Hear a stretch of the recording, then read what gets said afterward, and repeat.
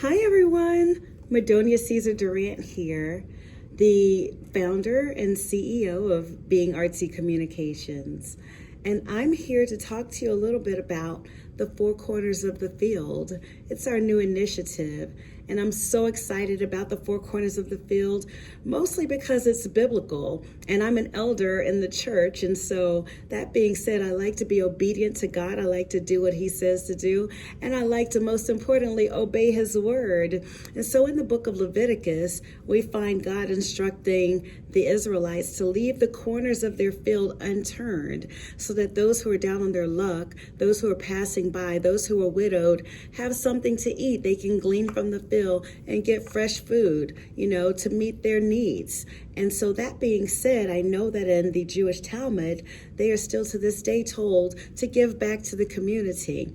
Although I'm not Jewish, I do strongly believe in God's word, and I believe and have a very strong sense, mostly due to my upbringing, about the community. So I want to tell you a little bit about our four corners.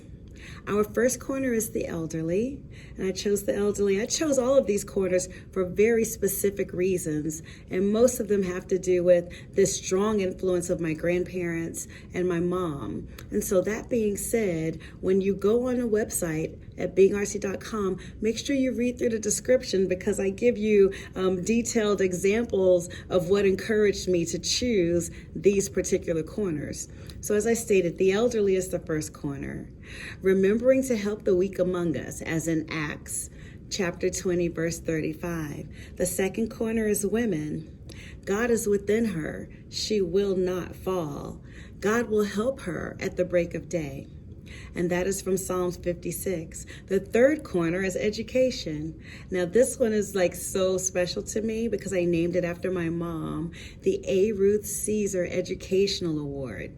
And that one, I'm specifically trying my best to do all that I can to help single parents who want to continue their education, and their children who might not otherwise be able to go to the school of their choice because they only had one parent working and supplying all of their needs in the home. And I know that very well because my father was killed in an accident in the Army when I was only 5 years old and my brother was only 3. So my mother was left as a single parent. She never remarried, and she raised us on her own. We didn't want for anything, but I know it was a struggle at times for her. And so I want to give back to parents who are similar, who are like my mom. The fourth corner is community. And that one is also special to me. I named it after my mom's parents, Bud and His Lady, the Bud and His Lady program. The Bud and His Lady program is so special to me because it's committed in excellence to be a resource in the community, just like my grandparents were.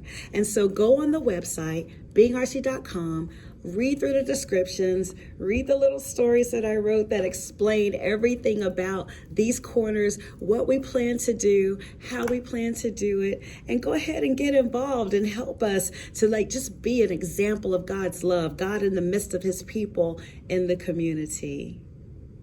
Thank you so much for your time, and have a beautiful and blessed day.